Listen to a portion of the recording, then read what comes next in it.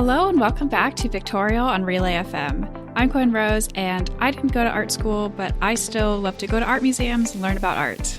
Hi, and I'm Betty. I also didn't go to art school, but I also love to go to art museums and learn about art, as well as look at art on the internet when museums are closed again, which is what is going on where I live right now. Our first episode that was out in 2022, we recorded in December, and in that episode you say, I think the AGO is going to have in-person volunteers come back at the beginning of 2022. And I was like, oh. Exactly. That was last episode. I was like, I'm going back to the art museum. And today it's like, they are all closed. So today we are going to look at some art and talk about them. Perfect. Which, I know we do that every episode, but this time I kind of want to go back to something we talked about many episodes ago, and now I should have looked up that episode number. So I think this was summer 2020 when there was a brief moment, or at least in Canada, there was a brief moment when museums were open again, and I think in Chicago, museums were open as well, and both of us had gone back to the museum. In that episode, I had gone through some strategies on like how to look at an artwork, especially when it's an artwork that you've never seen before, you don't know anything about, just some ideas on how to engage with art that way. So I wanted to go over those methods or those strategies again, but then I actually just kind of found some random paintings that I like, and I want to use this strategy with you on them and just kind of test it out and see how it works. I am really excited about this. And also for anyone who might be listening for the first time, do you want to say briefly your experience with art museums and teaching people about how to do this? Oh, yeah, sure. So I am a gallery guide, and also in the US, I think this role might be called docents, which is basically the people in an art museum or gallery who stand around and you can ask them questions, or they can tell you about art and sometimes lead tours around the galleries, and basically just people who you can talk to about art. And can teach you about art. So I've been doing this for about 9 years. It'll be 10 years this year if I get to go back to an art museum to do this again, which hopefully later this year. We'll see how it goes. And I have been kind of teaching these strategies for pretty much the entire time I've been a gallery guide. And again, the idea, or what our gallery guide program has been trying to do, is instead of just you walking around and listening to someone kind of like talk at you about art, we want to try to incorporate a visitor participation and get everyone to talk about art amongst each other, and kind of like make this an like engaged participatory type of experience. And I don't have any formal training in this, but I do really love going to visit art museums, as I said at the top of this episode, and so I am so excited to learn more from you. Oh, thank you. Yeah, and then kind of when I first started doing this, I had like zero training when it comes to like being in an art museum as well, and so I kind of just picked this up along the way as well. So I do want to emphasize that it's kind of a thing that is for everyone, and everyone can pick up these strategies. And just before I forget, I finally found the episode. It was episode 20 when we talked about going back to art museums. So if you want to listen to that, it is episode 20. Great. Yeah. So, okay. So what I actually did, so in the show notes, I just put a link to a Google shared drive in our folders, and you should have access to this. And in there, I've put some art, and you can I'll let you pick any one of them to start with, and then we can just start and then talk about the next one as we go on. But actually, before we start, I will briefly go over what the overall strategy is. Sometimes when you're in an art museum, there's not always a gallery guide. You can ask questions too. And a lot of people have asked me, like, what I do when I come up to a painting or a sculpture or any work of art, and I just don't know what to do. And so this is kind of a step-by-step guideline on how you can think about as well as talk about art. And especially like fun to do when you're with another person or multiple people. And basically there are 5 steps. Number 1 is describe, which is you look at the painting or artwork and you literally describe what it looks like. And what you want to do is you want to be like factual and objective. You don't want to start interpreting the art yet. This is when you just want to like look at the lines and the shapes and the colors. And then step 2 is analyze, which is asking questions like, what do you think the art is made of? Like, what do you think it's painted with, or what it's painted on? And then you can also decipher the elements of the painting, like if it's what kind of composition is it in, like how it in terms of like contrast and space. So basically like a level beyond just describing like the shapes and forms that you see. And then the third step is interpret. So this is when you want to talk about like, what do you think the subject matter is? What do you think the artist was trying to convey? Do you think there's a narrative? And then you can also talk about like, how does it make you feel? Then step 4 is called relate. And this is where you can go beyond just what you see in front of yourself in the painting. You can talk about like what it reminds you of, and it can be other artworks, other paintings, or even books, movies, music, and things like that. And you can talk about like if you think there's like historic context to the picture, or like things in your own life experiences. And then the final step 5, is discover, which is this is where you would then go like look at the label and see like if there's information and historical context that's provided by the art gallery, which there isn't always, but sometimes there is. And then you can then use this to learn more about the work. But the idea is that even if there isn't any information, so like sometimes step 5 can be skipped because if you can't find information or can't find staff to give you the info, then obviously that number 5 is difficult to do unless you go home or pull out your phone and start looking it up. But that's kind of the general idea. So I actually, the reason why it took me a little long to start this episode was I actually downloaded all the paintings and I purposely took away the file names that say like who it's by and what it's called and what year, and I just gave you like all you see are the images. So the idea is like you don't want to look at the label, you don't want to look at the information, you just want to start with like a clean slate when you approach the painting. All right. I think I'm going to start with the portrait of the girl and the reflection. This is really great because what we usually do on Pictorial, since it's a podcast, is when we start talking about an artwork, we describe what we're looking at. And so we can start with step 1, which is to describe. And now, usually we kind of do like a general overview where we just describe the whole painting. But this time, I want you to start like really basic. Like instead of talking about like what you think is going on, maybe just start with simple things like lines and shapes and basic quality of the painting. Okay. Well, this is going to be interesting. Okay. So first of all, it's definitely a very detailed painting. It's done in a realistic, more traditional style. And I think it's clearly attempting to like accurately depict a realistic portrait. The colors are fairly muted. The background is browns. It's like a textured brown, but brown nonetheless. There's no like real bright colors in here. And then the focus of the painting itself is this painting of what appears to be a young girl. I would guess that she's maybe around 10, but I'm really bad at gauging the ages of children, so that I might be wrong there.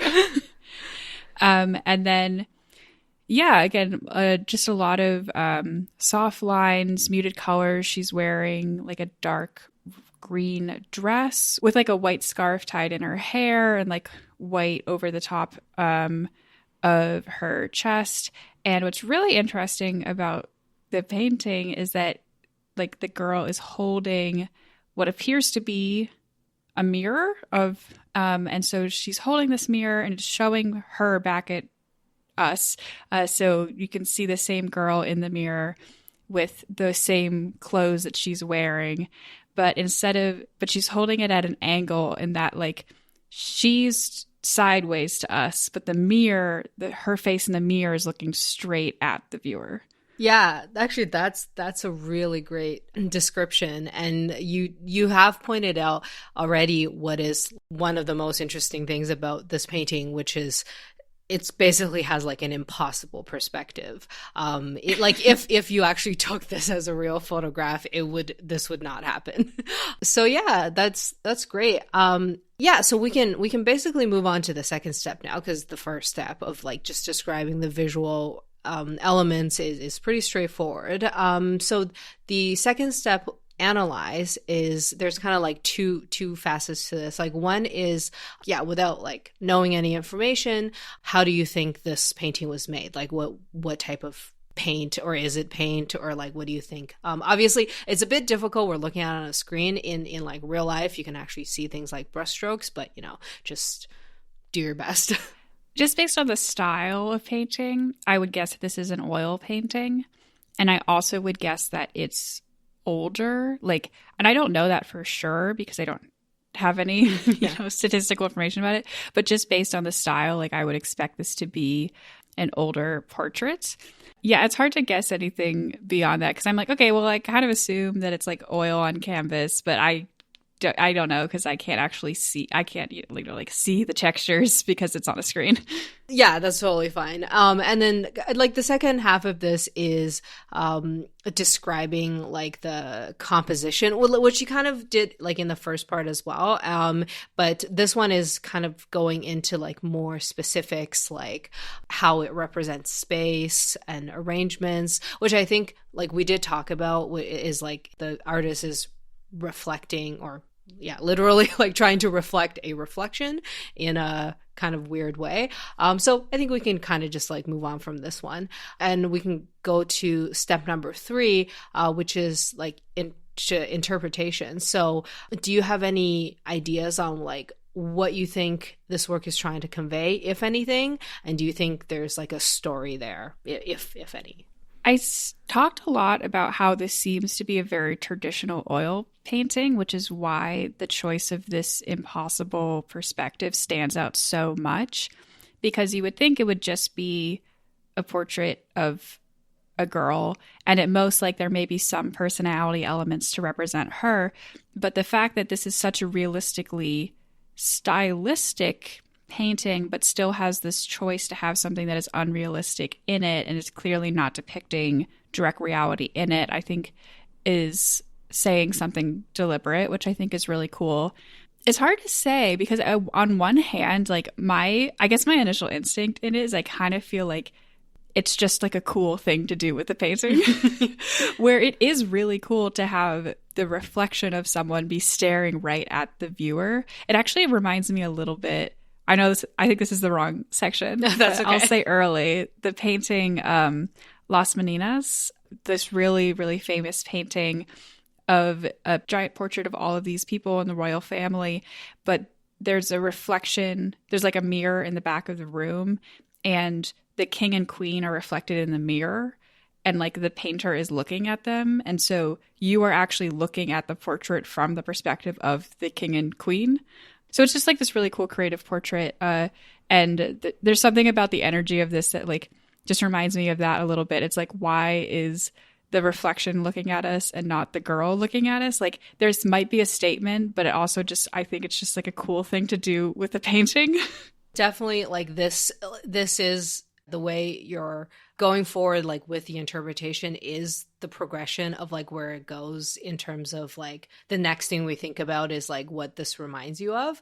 And yeah, so what you mentioned is the Las Meninas by Velázquez, and it are there anything else it reminds you of, like other than like it can be also like other paintings, or does it remind you of like just basically like anything in life that you can think of? Honestly, the most striking thing it otherwise reminds me of is horror movies. Okay. Because Yeah. there are several horror movies that rely on reflections. And I think this is a very salient idea in horror and thrillers where like there's either something in the mirror that isn't that you like you don't see it behind you, but then it's in the mirror, or like something is behind you that you don't see in the mirror, and like vampires aren't seen reflection. Like it goes back so deep. Is this idea of like reflections not actually representing reality, and I think that's something that's very deeply entwined with fear. And so like this painting isn't scary really, and I like it's just, you know, it's this little girl and whatever, but you know, children are also used as horror objects a lot. Yeah. So I don't, my instinct isn't that it's supposed to be like horrific, but I definitely think that it could be placed in that context quite easily, because I do think that that is such an active pop culture element right now. Yeah, actually, when you mentioned horror movies, I all of a sudden thought about the two girls in The Shining. And even though, right? you know, this is one girl, although since there's a reflection of her, there's two in it. So, like, it does have that. It does kind of have that feeling to it. Like, it's like, oh, that's not her in the reflection. It's her evil twin from the other side of reality kind of vibes, you know? Yeah, that's true. Because the way her eyes are looking at you, like she is looking directly at you, but almost like her eyes are glazed over as if she's like looking past you into the distance in this really like kind of just, I guess, like mesmerizing type of way, but also a bit eerie.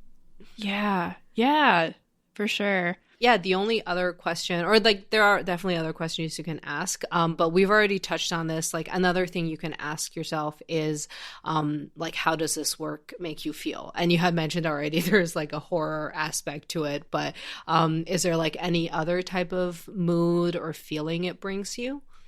I would say that my strongest reaction or strongest emotion just from looking at this without placing it in a kind of potential other context is I think I just kind of feel soft for this child where, as we were just talking about the expression in her face, both in the side profile that we can see and in her reflection, there could be something kind of haunting about it in a not necessarily scary way, but in a little bit of a sad way where it doesn't seem like she's looking away from the viewer in real life. And even the face of her that's looking at us isn't quite looking at us, you know, it's not quite active in the gaze.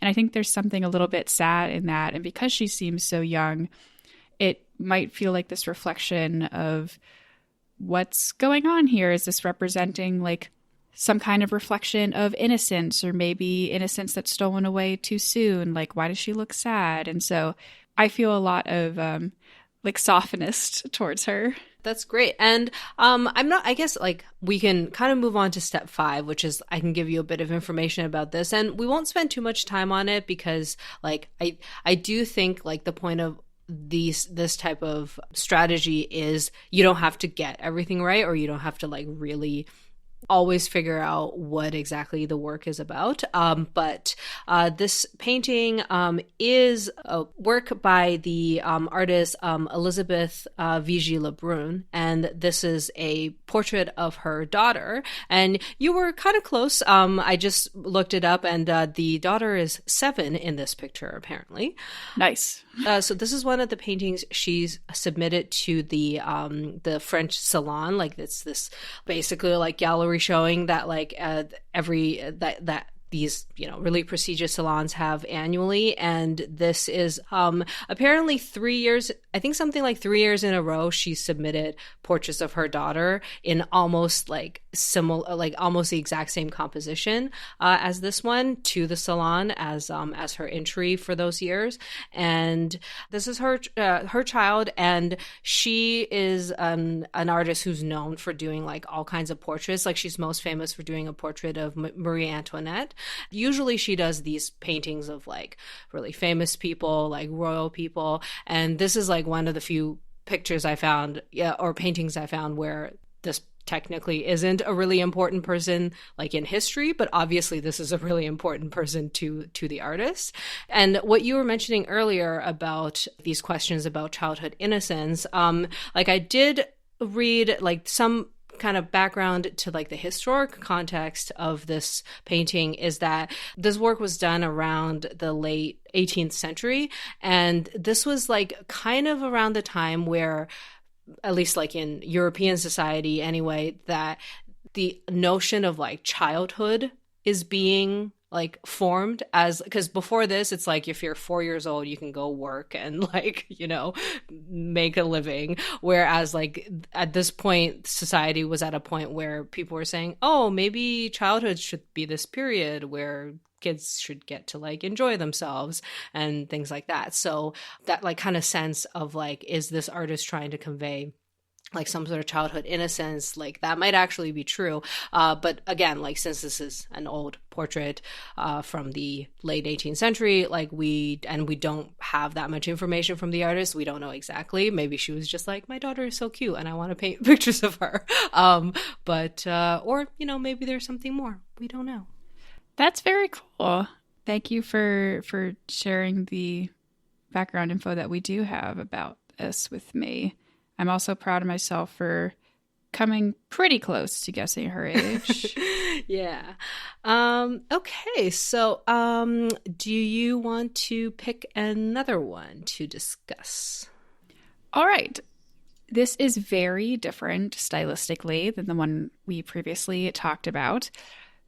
Starting with, it is a lot of like sketch lines that haven't been colored in all of the way. Like, I don't know if it's an unfinished sketch or not, but that like is kind of the energy that the style has. The most prominent color in this as well is actually brown. But like, honestly, the most prominent color is white because most of the page is white. A lot of the shapes that are drawn are not colored in, but a lot of that is colored in is brown. There are also a little bit of reds and blues. And that is pretty much it. There's kind of a yellow, but I think that might just be left light brown. And there's not really any other color in it. It is somewhat realistic in that it is clearly depicting real things. It's not totally abstract, but it is a lot less detailed. Like in the previous painting, when I was looking at it on the screen where you can't see brushstrokes, like it's very unclear like where one brushstroke starts and where one ends, you know, but like this one, it feels like I can really see every line in this painting. Yeah. So, so in terms of like analyze, which is, this is like the one with kind of two facets to this. One is like, what like medium or how do you think it was drawn or painted? And then the next one is like describing the composition and like what the artist is basically like trying to convey, if anything. It's hard to say, but it actually kind of looks like marker in the colors. I don't know if it actually is. Like it might be a paint, but like a watercolor paint maybe. But like it almost has the appearance of marker on the screen, and then like line sketching that really could be anything. That could be pen, that could be like very thinly sketched paint. It's hard to say. I have actually tried to look up what the medium of this painting was, and I actually don't know. Like, I also think it's maybe marker and pencil, but I tried to look on the internet of like what is like the medium of this painting, and I don't know either. So very exciting. Great. Okay. And in terms of composition, this is what drew me to this painting. Is it is clearly evoking Washington crossing the Delaware, the like very famous oil painting thing where it's like, you know, Washington's got one knee up on this little boat and there's an American flag that somebody has and they're all rowing to go fight in the Revolutionary War. Very famous painting, very sort of one of those like American iconography things. But this is very different, obviously stylistically, which is already covered. Like the style was way, way different. And also like a lot of stuff actually going on in the depiction is very different. You still have like the Washington figure with one knee up on the boat. But first of all, it seems like they are hitting land. Mm-hmm. Like they're fully hitting land in the front. Someone is vomiting over the side. The person who has the flag is yelling at someone. Someone's jumping off the boat in the back. I also noticed that several people on this boat appear to be Black people, which obviously in the original painting everybody's white.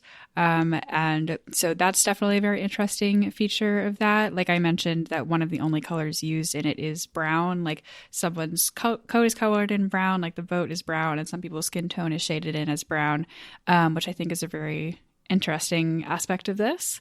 And I just noticed the butthole. Okay, there's also someone is showing their full butt to us. There's a lot going on in this painting. Or drawing or whatever it is. You know what? I literally didn't notice the butt until you pointed it out either. And and I will say it is not just the butt. You can see the person's testicles too. It's not even colored in. It's just a little line drawing. Yeah. But, I guess content warning for full butt. Yeah. And yeah, I actually just noticed too. I think there's a shark in the bottom right corner as well, which I also don't think is in the original Washington Crossing the Delaware painting. So the artist has definitely reinterpreted this painting with numerous elements. Yeah, it is interesting how iconic that painting is. That it's still clearly riffing off of that, just with a simple thing of having the flag, the boat, and the guy with the hat on with one knee up. Like that's all you need for it to evoke that painting. And even though like pretty much every other element is different in some way or multiple ways, you're still like, okay, yeah, I see what's happening here, which is very interesting to me. Yeah, I think that is kind of one of the reasons I was drawn to this work too. Like you said, it's really simple. Like in a way, it's really simple. It doesn't even have that much color, and a lot of it is just like sketched out lines. But even then, yeah, just with those few elements, you can pretty much guess what this artist is referring to. Yeah, we definitely talked about, what this work like reminds us of. But I guess, so the next question is, do you have any thoughts on what the artist is trying to say, or like comment on, and then also like how this work makes you feel? I referenced earlier that, this painting is so iconic, and this is one of these like most iconic pieces of American patriotism, blah, blah, blah. Also, historically and famously, America is deeply, deeply racist. So I'm pretty sure it's related to that. I don't know if the artist had a specific message that they were imparting with this, or if it was referencing or like in reference to something specific that had happened contemporary to that artist. I don't know when this was done. But yeah, it's a remixing of this piece of American history in a way that's both confrontational, but also reclaiming it in certain ways. Yeah, that's a really great interpretation because so the artist, so this is a contemporary work, and kind of similar to a lot of contemporary works, like the artists don't usually have a specific thing that they overtly say, because quite often they do want people to kind of interpret it in their own ways, or obviously they want to insinuate things, but aren't doing it like totally literally. So this work is done by this American artist, Kara Walker. And I found this work interesting because so she's actually known for doing these large paintings on walls, mostly made of black silhouettes, and a lot of her subject matter is exploring like different issues in American history, and a lot of it is regarding race. This is a particular artwork of hers that doesn't happen to be these black silhouette paintings that she's known for. And I found out that she apparently did this painting on Inauguration Day of 2017. Okay. Huh. Yeah, when I said, I don't know if this was referencing anything specific to when it was made, I guess it was. Yeah. So I actually I do want to talk about kind of like artists like Kara Walker and some of these paintings that like reinterpret other paintings, especially historic paintings, but we can leave that off for another episode. Do you want to pick one more, and then maybe I can do some like descriptions or talking about like my thoughts in this next one, and then maybe we end it off on that one? What if we swing this around to another direction and end on this dinner table? Ooh, okay. Display. Great. Yeah, actually, this is great because I actually happen to not really know much about this painting myself either. So this is kind of a good thing for me to look at. I am looking at a painting. It is of landscape format, and it has a lot of round, cylindrical shaped objects that are drawn all over it. It's a very colorful painting, and it has a lot of reflective surfaces, or what appear to be like contrast between light and shadow. There's a lot of like browns as in the background of this painting, and also like dark colors or black in like the farther background of the painting, and it seems to be really smooth. It doesn't have any like lines, although there are like edges of a lot of these objects, and that's about it in terms of like the objective colors and shapes and forms in this work. Cool. And what do you think the materials are in this? Probably oil paint. Maybe acrylic. Because the only reason I say that is like oil, I'm reminded of like blurry, like smooth paintings, whereas this has a lot of like hard lines, but could be oil because it also has a lot of blended aspects as well. But then in terms of like what the subject matter is, it does look like it's a painting of a table. It's probably a dinner table. Like the reason why there's lots of browns is because the table is probably made of wood. And then on the table, there are a bunch of like plates, probably made of like china or some sort of like maybe expensive porcelain because they look quite delicate. And then there is a teacup in the foreground. There's some glass cups in the back. There are jars of what appear to be ketchup or maybe hot sauce and mustard. There's our like salt and pepper shakers. And there's a hot dog on one of the plates. And then I want to say like maybe cake or some sort of meat, I'm not sure, on some of the other plates. And then there's like tablecloths or placemats underneath the silverware and the plates and cups. And then probably a chair in the background. And it appears to be somebody's dinner table, but there's no people sitting around it. The composition of this reads to me as they had a summer barbecue and now everyone's out back playing catch, because you see stuff that's like, there's like, it's leftovers. They've left the leftovers out and now everyone's gone to hang out elsewhere, but they've already had dinner. It's a really cool vignette. Yeah, it's interesting too because like it is really, it's got this like really harsh contrast. Like it does look like there's sunlight shining on the side of the composition directly onto the table and make like lighting it up really bright, but then the shadows are really harsh because presumably there's no light in this room or it's not turned on. It makes me feel like the sun is setting because it feels like there's really harsh light and shadows coming into it. Yeah, and I guess like in terms of what it makes me think of or remind me of is I guess like when I first look at it, I just think like American. I don't know if it's because I'm seeing like hot dog. Because yeah, like I see like hot dog and ketchup, and I just think, oh, maybe it's an American dinner table. But then I guess in a way it could just be like a generic dinner table. It could be like anybody's, dinner table, or somebody, like you said, somebody who has walked away from like a half-eaten dinner table.